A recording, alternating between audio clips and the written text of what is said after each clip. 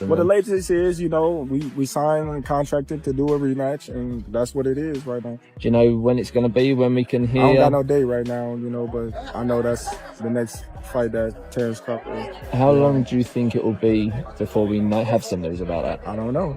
It's still up in the air, given the first male boxer, undisputed, in any division in the 4-belt era. And I honor, that. And if he was to come to me or activate his... I mean, it could happen. I mean, why not? If Crawford want to challenge himself to be great, let him try to be great, So, so I'm with it. So, I'll be going for Bud, if he fight Canelo, I'll be going for him. The sport is in chaos again.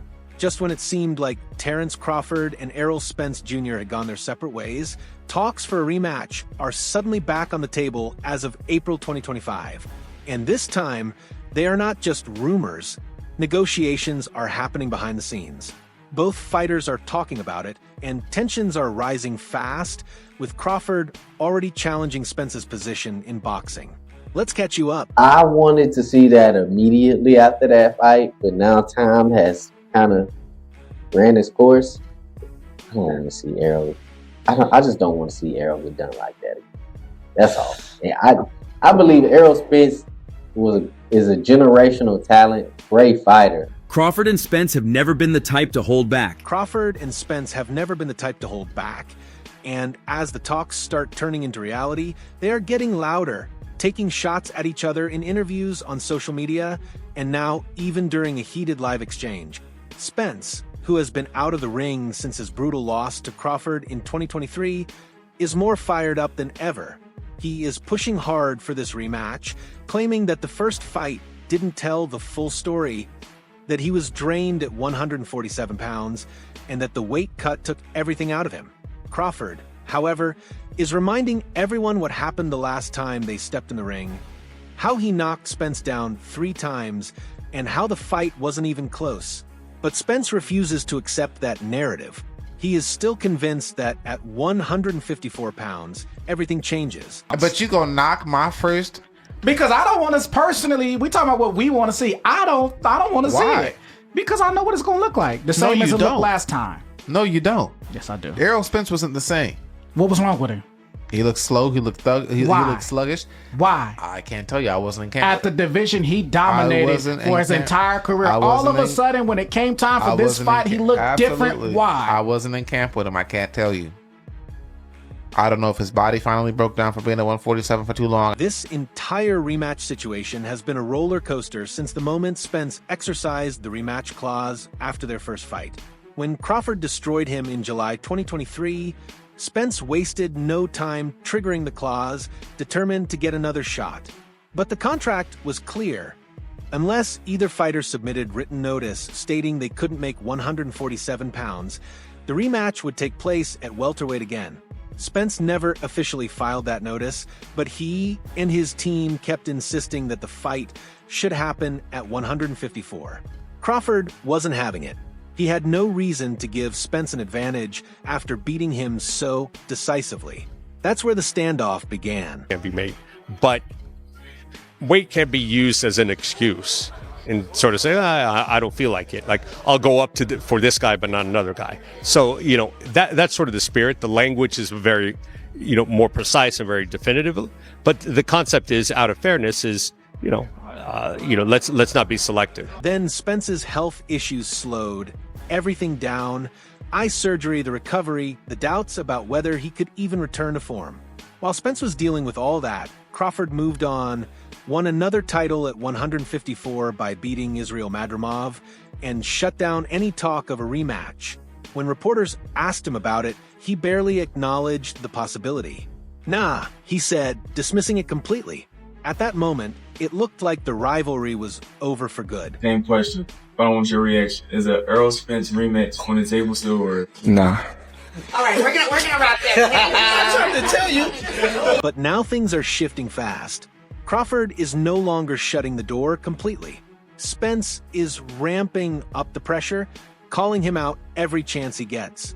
Most fans are saying Spence deserves another shot, that the weight cut really did affect him, that it wasn't the real Spence in the ring that night. Others are calling that an excuse, saying he got exposed and that a rematch would look the same no matter what weight class it happens in. I truly believe that the fight would have went that way regardless, because stylistically, the fundamentals on that level, Crawford is just outclasses Errol Spence in every single category. Spence, though, is making this personal. He is openly accusing Crawford of ducking him, of trying to walk away from the contract, of acting like the fight never existed. Just because he got the upper hand the first time, Crawford, never one to let someone dictate the narrative, is firing right back.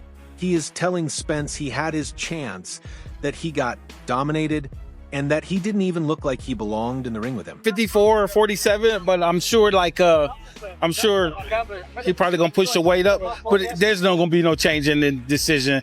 The performance still is gonna be the same. It might be even a little bit better. So, he might want to watch out before he activate the rematch clause. And now, in real time, both fighters are making it clear that they are ready to go to war again.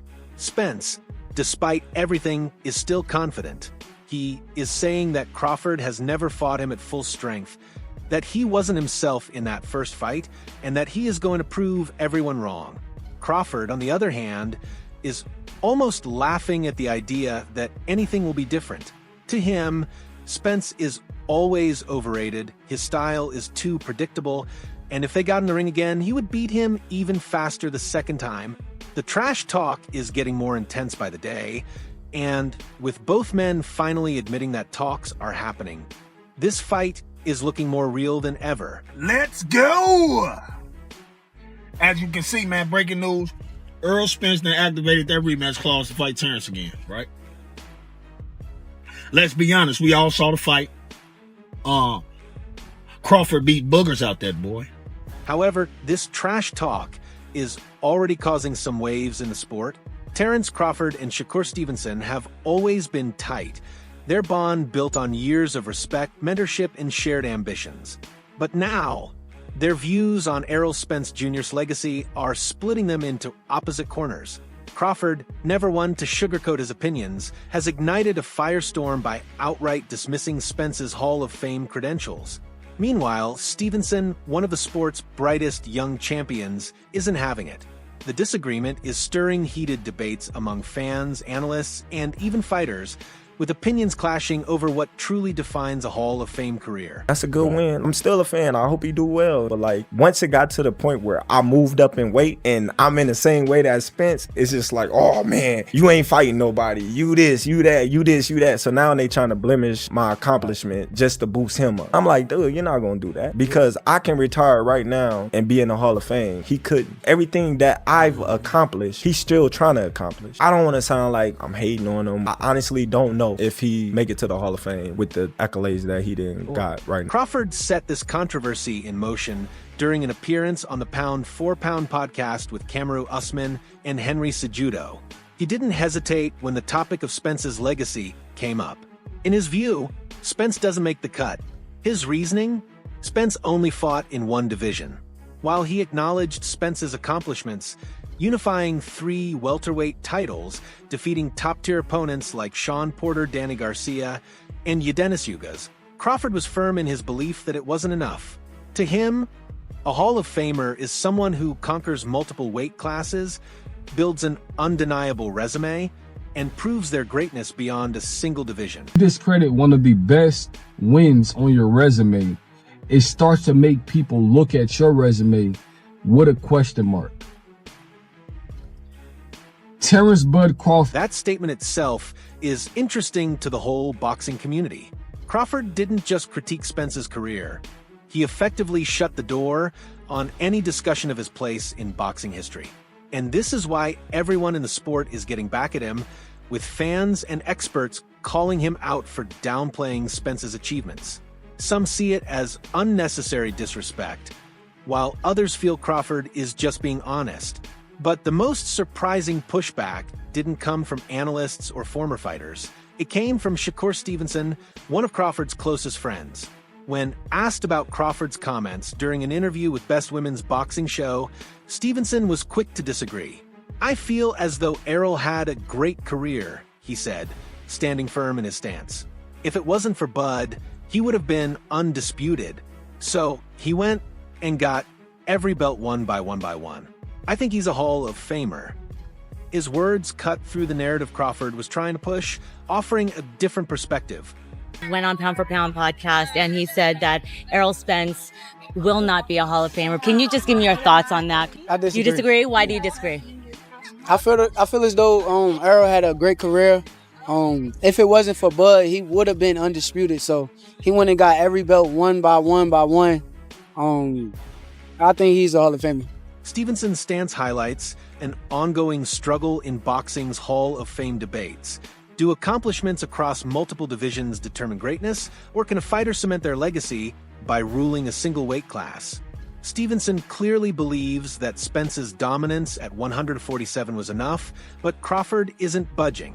For him, being a unified champion in one division, even with Spence's level of success, isn't enough for immortality. I don't think Errol's run was long enough, no Diddy, to automatically put him in the Hall of Fame. He was a very good fighter. If there was a Hall of Very Good, he would be going into that. But Hall of Fame, no. If you were in charge of writing a Hall of Fame speech for Errol Spence, and I was in charge of writing a Hall of Fame speech for Bud Crawford, my Hall of Fame speech, listing my credentials, listing my accolades for Bud Crawford, would sound a lot better than your speech for Errol Spence, bro. Yeah, I don't think unifying and holding 3 titles automatically push you in the Hall of Fame. The tension between Crawford and Stevenson might not be a full-blown rift, but it's certainly creating waves. Their friendship has always been built on mutual respect, but this is one of the rare times they publicly disagree on something major. Stevenson isn't just another fighter giving his opinion. He's someone who has spent years learning from Crawford, training with him, and looking up to him. So for him to go against Crawford's take directly speaks volumes.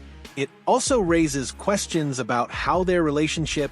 It's up to him. He gave me that opportunity to fight him. It's only right that if that's what he want to do, I'll give it back to him. Outside of him, I was definitely looking for that Jermell Charlo fight, but they just stripped him for the WBO. So now it's going to be kind of hard, becoming a 3-weight world champion if he don't come back and fight Tim Tszyu and be successful after his fight with Canelo. Adding fuel to the fire, Hall of Fame discussions are notoriously political, and Spence's case is already sparking division among boxing's inner circle. Some argue that Spence's ability to bounce back from adversity, surviving a life-threatening car crash, and still defending his titles, makes his resume even more Hall of Fame worthy. Others believe Crawford is setting a dangerous precedent by discrediting single division champions, as many legends built their entire legacies in one way.